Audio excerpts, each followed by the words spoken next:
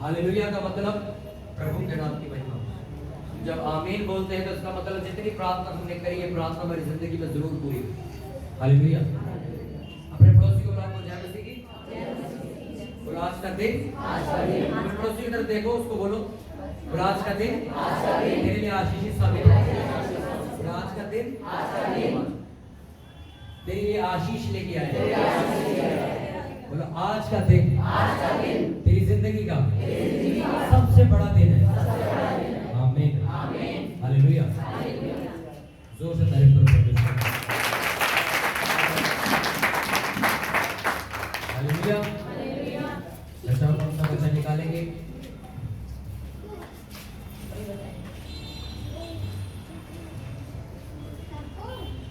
नया नियम दूसरा तीमुथियुस उसका 2 उसका 4 हम पढ़ेंगे।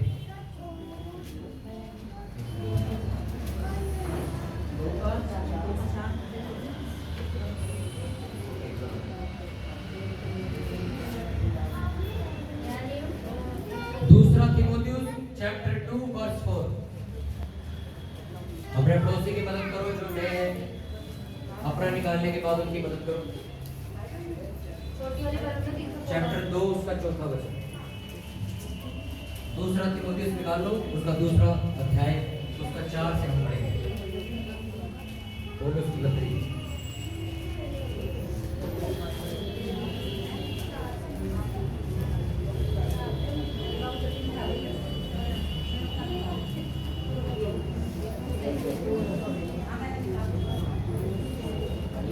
निकाल लिया सबने?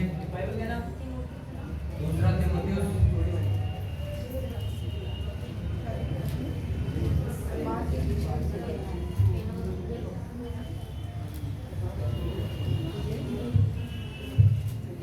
नया नियम दूसरा तीमुथियुस 2 उसका 4 हम पढ़ेंगे। निकाल लिया सबने?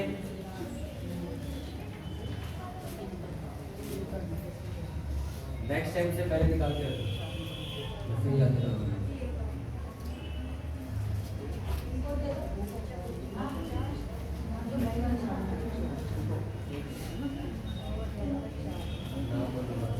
कुछ ये बारे किस तरह से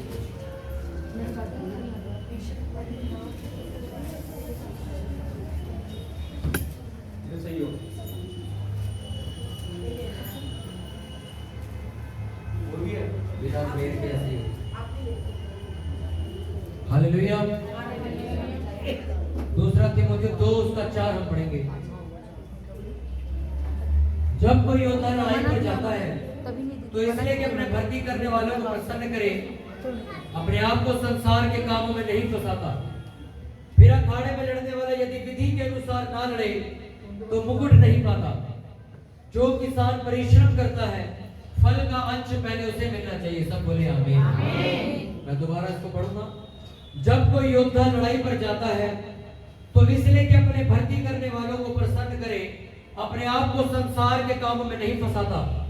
फिर अखाड़े में लड़ने वाला यदि विधि के अनुसार ना लड़े तो मुकुट नहीं पाता। जो किसान परिश्रम करता है फल का अंश पहले उसे मिलना चाहिए। आमीन, हालेलुया। अपने पड़ोसी बोलो जब कोई योद्धा लड़ाई पर जाता है तो अपने भर्ती करने वाले को प्रसन्न करता है, अपने आप को दूसरे कामों में नहीं फंसाता, बल्कि उसी विधि के अनुसार जो युद्ध के रूल रेगुलेशंस हैं, जो नियम है उनके अनुसार तैयारी करता है, उनके अनुसार लड़ता है और मुकुट लेकर आता है। आमीन, हालेलुया। अपने पड़ोसी को बोलो ध्यान से सुन, सुनने से विश्वास पैदा होता है। बोलो अपने पड़ोसी को बोलो भाई हाथ पकड़ो, बहने बहनों का, भाई भाई का पकड़ो, ध्यान से सुनो, सुनने से विश्वास पैदा होता है।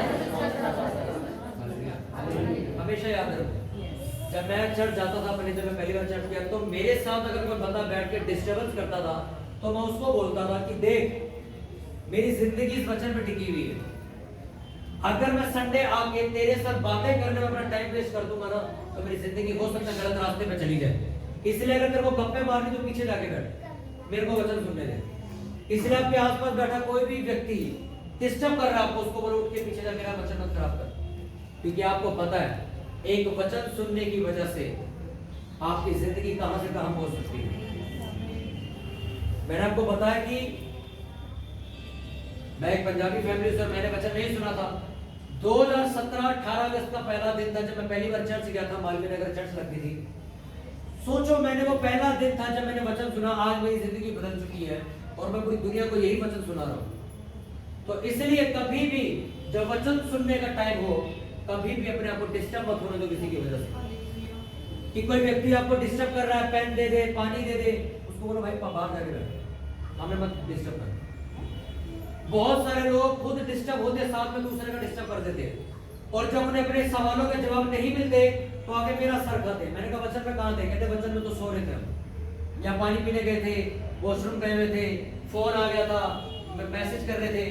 वचन तो निकल गया। वचन सुनने का मतलब परमेश्वर आपसे इस टाइम बात कर रहा है।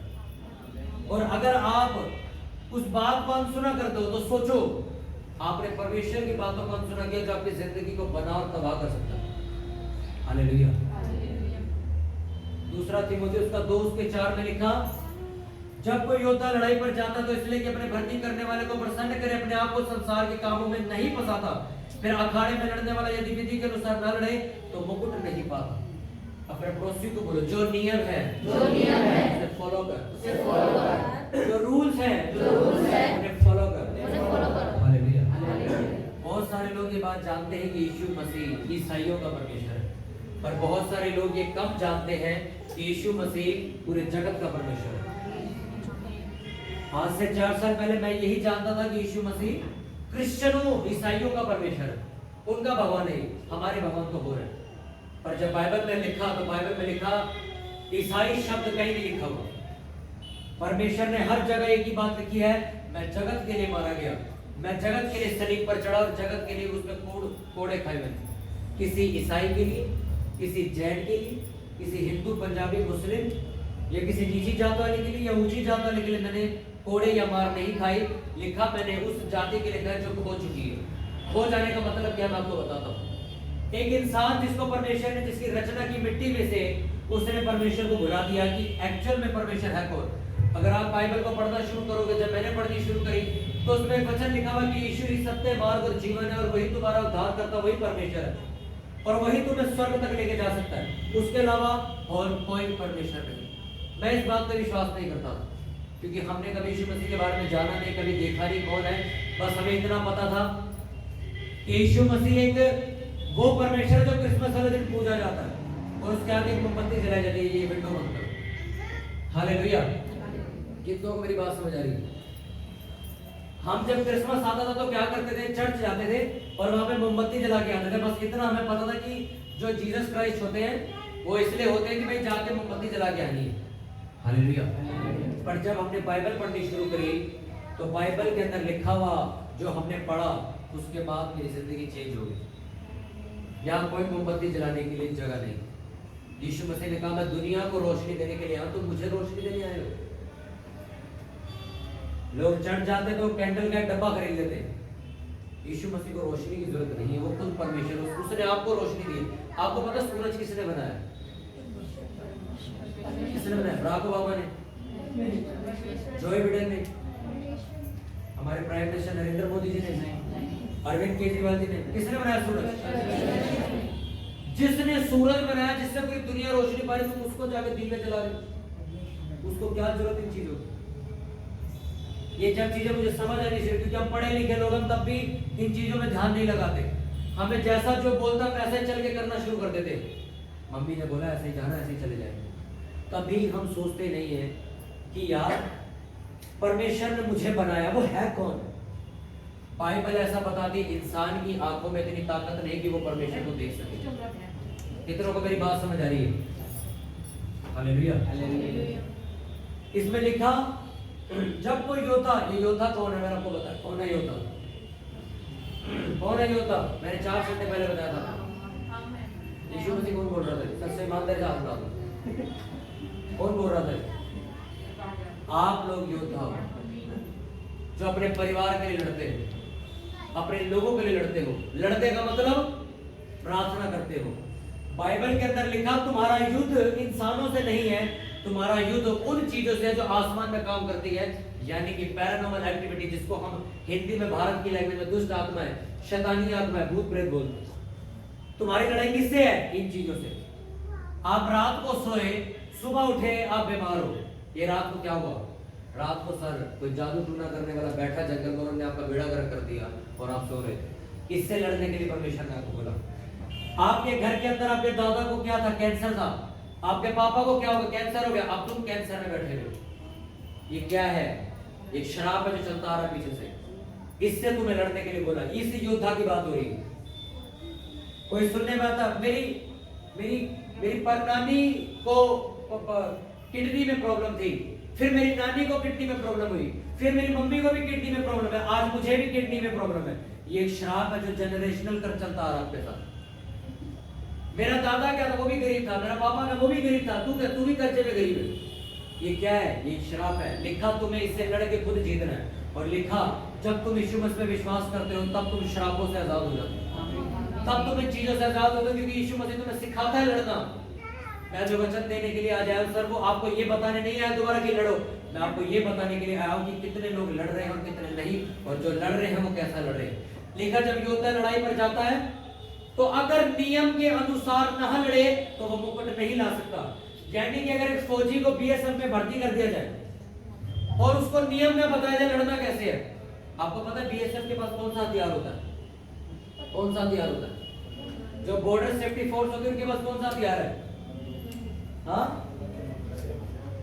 बताओ। अरे आपके लिए आपकी फौज खड़ी है बॉर्डर के ऊपर, उसके पास कौन सा हथियार लड़ने के लिए? तो इतनी देर क्यों लगे सोचने? आपके पास एक योद्धा के पास एक हथियार है। आपके लिए जो मिलिट्री सरकार ने खड़ी कर उसके पास एक हथियार है, उसको हम कहते हैं एक गन, एक बंदूक है उसके पास। अब उसको वो बंदूक चलानी ना सिखाई जाए, क्या करेगा बंदूक का? सर वो एक निहत्था और एक कमजोर मिलिट्री मैन होगा।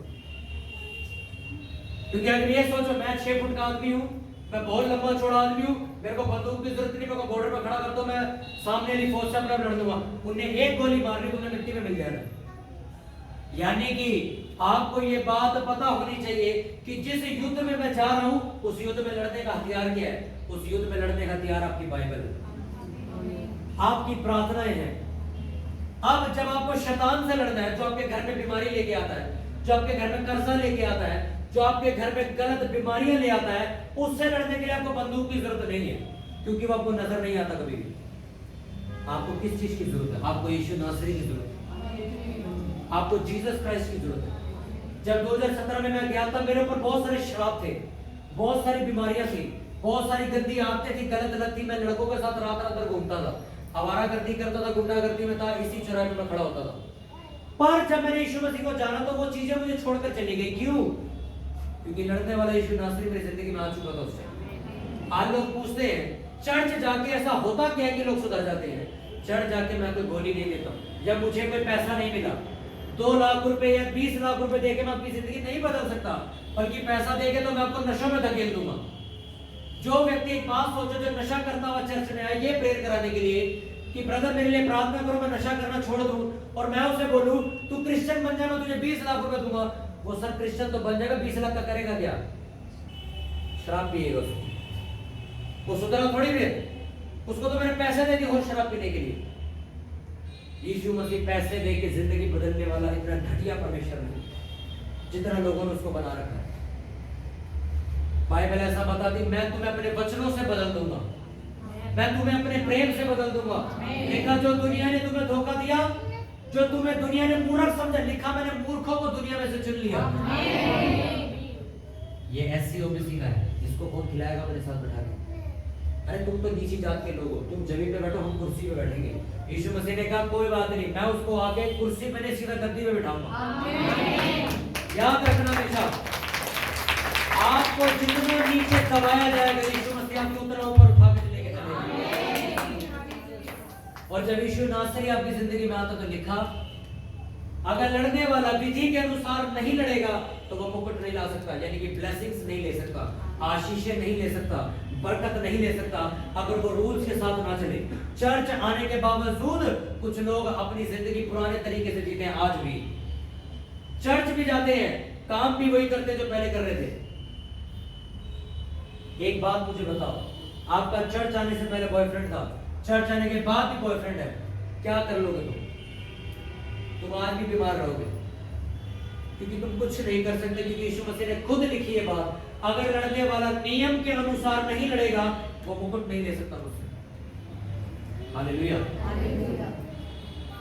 एक लड़की यहाँ पर आती थी, मैं जानता हूँ उसको।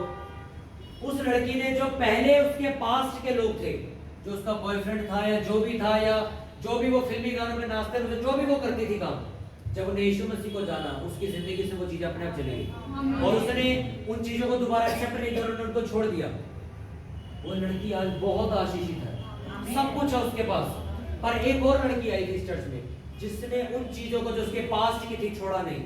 वो आज भी चर्च तो जाती है, मसीह को भी मानती है, बाइबल भी पढ़ती है, प्रेयर भी करती है, आज भी उनकी जिंदगी बदतर से बदतर होती जा रही है। और उनका आज भी 5 साल बाद एक ही सवाल है मुझसे, ब्रदर वो लड़की की जिंदगी बदल गई, मेरी और मेरे परिवार की जिंदगी क्यों नहीं बदलेगी? मैंने उससे एक सवाल पूछा, सर क्या तुमने खुद अपने आप को बदला? नहीं, तो कुछ परमेश्वर भी नहीं कर सकते। आप जब चर्च नहीं आए थे, मैं मानता हूं आप सिगरेट पीते थे, नशा करते थे, मैं आपके लिए प्रे करूंगा आप ठीक होंगे, पर आपको संगति छोड़नी पड़ेगी शराब पीने वालों की, ये भी रूल है। आपके शराब की लत परमेश्वर छुड़वाएगा, इसकी गारंटी मैं देता हूं आपको। अगर उन्होंने मुझे ठीक किया, यहाँ बैठे कितने लड़कों की नशे की उन्हें लत छुड़वा दी, तो वो आपकी भी छुड़वा देगा। पर उन लोगों से पूछो, हमने अपनी संगतियां छोड़ दी जहां बैठ के शराब पीते थे, वो लोग आज उन संगतियों में नहीं जाते, उन संगतियों में नहीं जाते जहां वेश्याओं की बात होती है, जहां पे सिगरेट पीने की बातें होती है, जहां पे गाली देने की बात होती है, वहां नहीं जाते हो। परमेश्वर सर आपको सिर्फ बचा सकता है, आपको उस चुंगल से निकाल सकता है, पर अगर आप खुद पैर उठाकर उस चुंगल में जाना चाहोगे तो परमेश्वर नहीं रोकेगा आपको। लोगों की गलत मेंटालिटी है, मैं सिगरेट पीऊंगा तो परमेश्वर मेरा हाथ रोक लेगा, मैं पी नहीं पाऊंगा, ऐसा नहीं होता। परमेश्वर आपके अंदर उठने वाली उस वासना को खत्म कर देगा जो आपको सिगरेट की दुकान पे लेके जाती है, पर सिगरेट आपको खुद फेंकनी पड़ेगी। हालेलुया। परमेश्वर आपकी गालियों को ठीक कर देगा, आपकी जबान सुधार देगा, वो आप मां बहन की गालियां देना छोड़ दोगे, पर आपको भी ये ध्यान रखना है कि मुझे गुस्सा नहीं करना, क्योंकि आपको एक स्टार्टअप देना पड़ता है शैतान को, तब वो एक्टिव होता है, ऐसे वो काम नहीं कर सकता।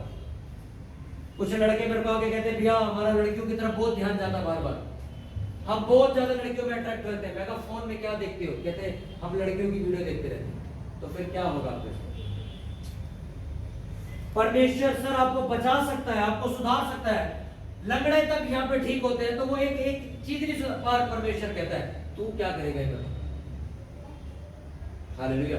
एक बाप अपने बेटे को बिजनेस करने के लिए पैसे दे सकता है, पर बिजनेस तो बेटे नहीं करना है, काम तो वही करेगा, मेहनत तो वही करेगा, पैसे कौन देगा? मेरे पापा देंगे, पर मेहनत और दिमाग तो मुझे लगाना है।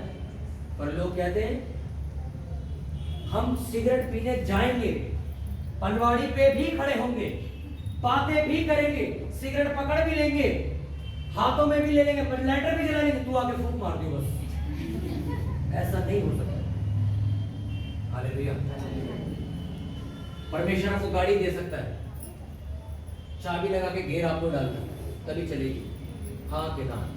उसमें लिखा एक योद्धा जब लड़ाई के पास जाता तो वो अपने भर्ती करने वाले को खुश करे, इसलिए विधि के अनुसार लड़ता है। विधि का अनुसार क्या है? एक वो व्यक्ति जो चर्च आता है उसका ये कर्तव्य कि वो रोज प्रार्थना करे, हफ्ते में 2 दिन उपवास करे, वचन पढ़े, तो उसको मेरे से प्रेयर कराने की जरूरत नहीं पड़ेगी कभी भी। वो खुद इतना आशीषित होगा कि वो मुझे अपनी गाड़ी में घुमा सकता है। पर लोग कभी बरकत नहीं पाते क्योंकि वो रूल्स फॉलो नहीं करते बाइबल के। हम चर्च आ गए, एक दिन चर्च आ गए, इस संडे चर्च आ गए, फिर अगले संडे जाएंगे नहीं, और तीसरे संडे जो ले गया उससे कहते तू तो कह रही कि चल चलो सब बदल जाएगा, कुछ तो बदला नहीं, तू पागल बना रही है मेरे को। हाँ,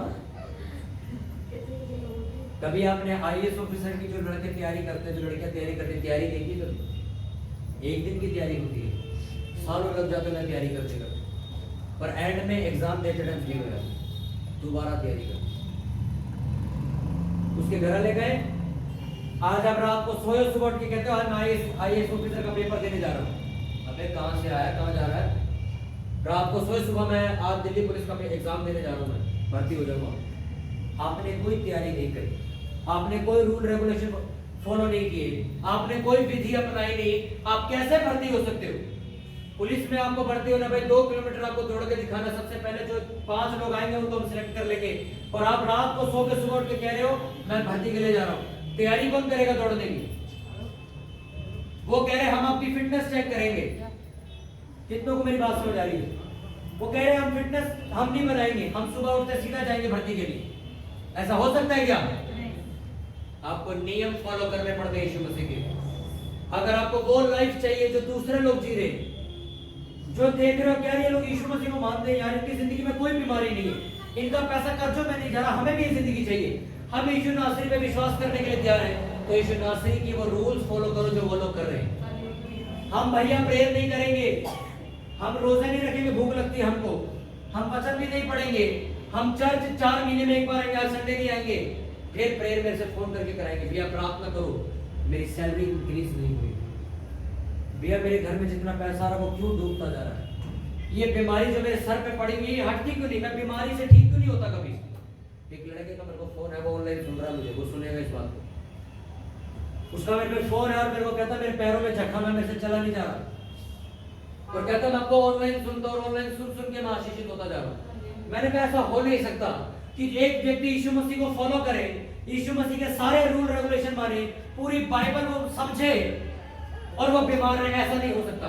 मैं बीमार था और मैंने यीशु नासरी को जब से फॉलो करना शुरू किया, मैंने यीशु मसीह के पीछे चलना शुरू किया, उसके नाम को जानना शुरू किया, तो बाइबल में ऐसा बताती कि मैं ठीक हुआ, मैं चंगा हो गया। मैंने कहा ऐसा हो नहीं सकता, अगर तुम यीशु मसीह को मानते हो तुम्हारी जिंदगी आज भी बदतर रह जाए। मैं नहीं मानता। मैंने कहा तुम्हारी जिंदगी में कोई फॉल्ट है? कहते हाँ फॉल्ट है। मैंने कहा क्या? कहते मैं यीशु मसीह को मानता था, यीशु मसीह को फॉलो करता था, मैंने अपने माँ बाप के कहने पे यीशु मसीह को छोड़ दिया। मैं कहता माँ बाप का है, कह रहे माँ बाप ने भी छोड़ दिया। मैं कहा आपका कह रहा अकेला पड़ा हो बेड पे, कोई पूछने वाला नहीं है। माँ बाप कभी नहीं छोड़ते आपको, पर अगर आपने परमेश्वर को छोड़ दिया घर वालों के चक्कर में, रिश्तेदारों के चक्कर में, किसी पैसे के चक्कर में, सुनो बाइबल ऐसा बताती है तू मुझसे ज्यादा जिससे प्यार करेगा वो चीज मैं तुझसे छीन लूंगा, वो चाहे तेरा कोई भी हो, चाहे पैसा हो, चाहे जो मर्जी हो। हालेलुया। कितनों को मेरी बात समझ आ रही है? अपने पड़ोसी को बोलो ध्यान से सुन, शैतान तुझे भटकाने का पाए। मैंने उससे कहा, मैं कहा ऐसा कैसे हो सकता? कहते आज मेरे साथ कोई नहीं है, मैं अकेला हूं यहाँ पे। कितनों को मेरी बात समझ आ रही है? फोन किया बाहर जाओ, फोन डिस्टर्ब कर रहे मेरे को। ये इनको फोन कर रहे हैं। हालेलुया। कितनों को मेरी बात समझ आ रही है? जब मैंने उससे फॉल्ट पूछा, उन्होंने कहा मैंने रूल रेगुलेशन से बाहर जाके कदम लिया, क्योंकि यीशु नासरी ने कहा अगर तू मुझे फॉलो करे या मुझे प्यार करे, पूरी दुनिया तुझसे प्यार करेगी। जो तेरे खिलाफ है वो तेरे पीछे चल के, अबे बेवकूफ तूने मुझे छोड़ दिया। आपने वो हरकत करी सर, आपने स्विच निकाल दिया बिजली का और आप एक्सटेंशन में प्लग लगा रहे हो कि बिजली क्यों नहीं आ रही। अगर एक्सटेंशन का प्लग चालू हो तो पूरे घर की लाइट आ सकती है, हाँ के ना? अगर मैं एमसीबी बंद कर दूं पूरे घर में लाइट आएगी? आप जितनी मर्जी महंगी लाइट लगा लो, आ जाएगी लाइट? आप एमसीबी चालू रखो, पूरे घर के पूरे मोहल्ले में लाइट आएगी। आप एमसीबी को बंद कर देते हो, यानी कि लोग यीशु नासरी के पीछे चलना बंद कर देते हैं और कोशिश करते हैं मैं अपनी वाइफ को ठीक करवा लूंगा, मैं अपने हस्बैंड को बचा लूंगी, मेरा परिवार सुधर जाएगा। चर्च मेरे से नहीं जाया जाता, घर पे बैठा हुआ कोई काम बताओ मेरे को। हालेलुया। मेरे को 5 साल हुए यीशु मसीह को मानते हुए, 5 साल में मैं लिख के दे सकता हूँ मेरा कोई ऐसा संडे नहीं जिस दिन मैंने चर्च छोड़ा हो। इसलिए आज मैं इतना आशीषित हूँ, मैंने छोड़ा नहीं एक भी दिन। चाहे जॉब हो, चाहे नौकरी हो, चाहे बिजनेस हो, चाहे घर में मेहमान आए हो, घर आने मेहमान आए कहते अरे चर्च जा रहे हो, हम तुम्हारे घर मिलने आए। मैंने कहा हमारा चर्च का दिन, हम घर हम नहीं मिल सकते, हमें चर्च जाना, हम चर्च जा रहे हैं। मेरे रिश्तेदारों को पता है कि इनके घर नहीं जाना संडे को, ये लोग चर्च जाते हैं, वो आते नहीं कभी हमारे घर, उन्हें पता है संडे नहीं रुकेंगे, हम ताला मार के चले जाएंगे, क्योंकि मेरे लिए परमेश्वर पहले, क्योंकि जब मैं बीमार था, जब हम उजड़े हुए थे, तब रिश्तेदारों ने आके मेरे घर राशन नहीं डलवाया, परमेश्वर ने आके मेरे घर को ठीक किया था। पर लोग इस बात को भूल जाते। इसलिए वचन में लिखा, जब तुम योद्धा की तरह लड़ाई लड़ने के लिए युद्ध के मैदान में जाओगे तो तुम जीतोगे तभी जब तुम रूल रेगुलेशन के साथ लड़ोगे। रूल्स रेगुलेशंस क्या है? अगर आप यीशु मसीह से बरकत लेना चाहते हो, यीशु मसीह के ऊपर विश्वास करके जीवन को बदलता हुआ देखना चाहते हो, तो उसके सर एक ही रूल है। रूल ये नहीं है कि आपको नंगे पैर चर्च आना है, आपको चर्च में अगर रेंगते हुए ना नाचना है, आपको नाग रगड़ते हुए चर्च तक आना, कोई रूल नहीं है ऐसा। एक रूल है सिर्फ, पाप छोड़ दो, गर्लफ्रेंड छोड़ दो, बॉयफ्रेंड छोड़ दो, अश्लील चीजें देखना छोड़ दो, गलत फैसले लेने बंद कर दो, नशा जो लोग करते हैं उनके साथ बैठना बंद कर दो। बाकी मेरा काम है तेरे को ठीक करना। हालेलुया। यीशु मसीह सिर्फ दरवाजे पे खड़ा, दरवाजा आप ही को खोलना है। वो अंदर आ सकता है, दरवाजा आपने बंद कर रखा है। अब आप जब चर्च से वापस जाओगे, आपकी जिंदगी बदलना शुरू होगी, आपकी जिंदगी में बरकत आनी शुरू होगी। फिर आएंगे लोग बात करने के लिए, अबे चर्च जाने लग गया है, तू पागल हो गया है, धर्म बदलेगा तू, तेरे को हम बेदखल कर देंगे, तेरे को ये कर देंगे, वो कर देंगे। हाँ, तू सिगरेट पी, नशा कर, गालियां दे, गंदगी कर, हम तेरे को कुछ नहीं कहेंगे, तू चर्च मत जा किसी भी हाल में। कभी दिमाग लगाए कि लोग चर्च जाने से भी रोकते हैं? आप किसी बेवकूफ, किसी ढोंगी बाबा के पास चले जाओ, ये लोग आपको मना नहीं करेंगे। आप चर्च आ जाओ, इनके तन बदन में से सुलग जाएगा कुछ। चर्च क्यों चला जाइए? क्योंकि सर, उनको जलाने वाला वो इंसान नहीं, उनके अंदर वो शैतान जो ये चाहता है कि आप कभी चर्च ना जाओ। मैं खुद क्या, तो मैं चर्च नहीं जाना चाहता था, पर मैं ये चेक करने के लिए गया था कि कौन सा ऐसा परमेश्वर है जो लोगों को ठीक कर देता है, और मैं ये देखने के लिए गया, मैं खुद ठीक होकर वापस आया था, और आज तक यीशु मसीह की सेवा कर रहा हूँ। उसी तरह आज आप लोग यहाँ बैठे हो और वचन सुन रहे हो। आपके घर में 3 फ्रिज है क्या? यानी कि फिजूल सामान नहीं रखते ना। उसी तरह परमेश्वर चर्च में किसी को फिजूल नहीं बुलाता। आपकी जिंदगी में कोई योजना, कोई प्लानिंग है, इसलिए आप यहाँ बैठे हुए हो। हालेलुया। उसके रूल्स के अनुसार चलना। चर्च जा रहे हैं, प्रेयर नहीं करते। चर्च जाते हैं, वर्शिप नहीं करना, नहीं करते। चर्च जा रहे हैं, कोई रोजा नहीं रखना, कोई उपवास नहीं करना। चर्च जा रहे हैं, बाइबल कभी खोली नहीं, संडे को मिट्टी उठाते हैं, फ्रिज में से उठा के ले आते हैं। आप, मेरा कुछ नहीं जाएगा, आप एक नॉर्मल इंसान बन के रह जाओगे जिंदगी भर। अगर आप चाहते हो कि जिंदगी बदले, अगर आप ये युद्ध जीतना चाहते हो, तो आपको युद्ध के नियम सीखने पड़ेंगे। जिस दिन आप चर्च आया, उस दिन युद्ध में आ चुके हो। युद्ध कौन सा सर? तलवारें चलानी है हमने, लठ लेकर रखी है हमने। युद्ध कौन सा पता है? मैं आपके लिए प्रेयर करता हूं कि परमेश्वर कोई भी जादू टूना करने वाला आपके घरों को बर्बाद ना कर सके। ये मैं लड़ाई लड़ रहा हूं इस टाइम उस बंदे से जो इस टाइम कहां जंगलों में बैठा और आपका नाम लेने के, आपका बेड़ा गर्क करने के लिए बैठा है, और आपको कोई खबर नहीं। आपकी फोटो में कौन से तांत्रिक के पास पड़ेंगे, आपको कुछ नहीं पता। आपको प्रेयर करनी है कि परमेश्वर हर वो ताकत जो मेरे घर को खराब करना चाहती है, मैं उसको अपनी जिंदगी से बेदखल कर दूं, क्योंकि यीशु नासरी मैं तुझ पे विश्वास करता हूं, तू मुझे बचाएगा। इसे कहते हैं युद्ध करना। और जब तक ये युद्ध नियम के अनुसार ना लड़ा जाए, नियम के अनुसार का मतलब आपकी प्रेयर जो आप कर रहे हो, आपकी फास्टिंग, आपका वचन पढ़ना, आपका चर्च आना तब सक्सेसफुल है जब आप पाप छोड़ के बैठे हुए हो। सिगरेट पीले, फटाफट चर्च का टाइम होने लगा 11 बजे वाले, फटाफट सिगरेट खत्म करी, चलो चल चर्च चलते, बाइक स्टार्ट कर। क्या कर लोगे चर्च आके? आप एक भीड़ का हिस्सा हो, कुछ नहीं। फटाफट एक पैक बना, जल्दी बना, चर्च 11 बजने वाले, 10:30 बजे चर्च पहुंचना, जल्दी जल्दी बना, पी लिया फटाफट, चल चल चल फटाफट। ये करके आओगे आप चर्च। हाँ, गली में आप बाइक लेके आ रहे हो, बाइक टच होगी, उसके लिए माँ बहन की गालियां देकर आप चर्च आ रहे हो, कोई फायदा नहीं सर आप गाने का। क्योंकि अगर आप नियम के अनुसार चीजों को फॉलो नहीं करोगे, तो बाइबल ऐसा बताती है कि आप कभी भी बरकत नहीं पा सकते। आप विधि के अनुसार अगर नहीं लड़े सर, तो आप कभी आशीषित नहीं हो सकते। यीशु मसीह को मानना कोई मुश्किल चीज नहीं है। उसने तो कहा, यार मैं तो तुम्हारे लिए मर गया, सलीब पे मर गया, कब्र में से तीसरे दिन जिंदा उठ के बाहर भी आ गया, तुम क्या कर रहे हो मेरे लिए? यीशु मसीह किसी का धर्म जात बदलने के लिए नहीं आया। ये अपने लोगों को जाके समझाओ जब आपसे पूछे कि चर्च क्यों जाता है, मैं धर्म बदलने नहीं जा रहा हूं वहां पर, मेरी जिंदगी बदली वहां जाके। तुम लोगों ने जो मेरे को नीचा दिखाया उसने मुझे ऊपर करके दिखाया, इसलिए मैं यीशु मसीह से प्यार करता हूं। हालेलुया। कितनों को वचन समझ आ रहा है? अपने पड़ोसी को बोलो, अगर कोई योद्धा विधि के अनुसार नहीं लड़ेगा वो कोई फल नहीं ला सकता। और नियम ये है, पाप छोड़ दे, गलत काम छोड़ दे, वैश्यागमन छोड़ दे, व्यभिचार छोड़ दे, हर वो पाप, हर वो काम जो परमेश्वर की नजर में गलत है, छोड़ दे। परमेश्वर तुझे बदल के रखे।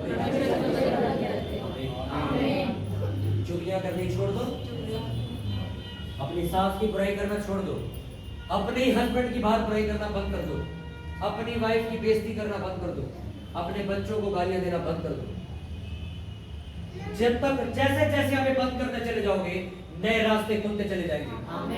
एक नई बरकत अपनी जिंदगी में अपने आप खुलती चली जाएगी। हालेलुया। अपने हाथों को उठाओ सभी जन। मेरे सामर्थ्य पिता परमेश्वर, जितना वचन मेरे पिता यहाँ बोया गया, जितना वचन मेरे पिता तेरे लोगों ने सुना, ये वचन मेरे पिता इनकी जिंदगी को बदल के रख दे मेरे पिता। मैं प्रार्थना करता हूं मेरे पिता, जितने भी यहाँ लोग मौजूद हैं मेरे पिता आज से जब भी अपने परिवारों के लिए प्रार्थना करेंगे, जब प्रभु यीशु नासरी तुझ पे विश्वास करेंगे, तो मेरा विश्वास है कि मेरे पिता तो इनकी जिंदगियों को बदलेगा। ये वचन मेरे पिता परमेश्वर इनके हृदयों को छेदे मेरे पिता, और इनकी बुद्धि को खोल के रख दे मेरे पिता। लिखा तेरा वचन हमारे मार्ग के लिए ज्योति है, ये वचन इनकी लाइफ में रोशनी लेके, लाइट लेके आए मेरे पिता। ये वचन इनकी जिंदगी को आज से गाइड करना शुरू करे मेरे प्रभु। मैं लोगों को तेरे हाथों में सौंपता हूँ, प्रभु यीशु नासरी के नाम में मैं प्रार्थना करता हूँ। पूरी चर्च बोले।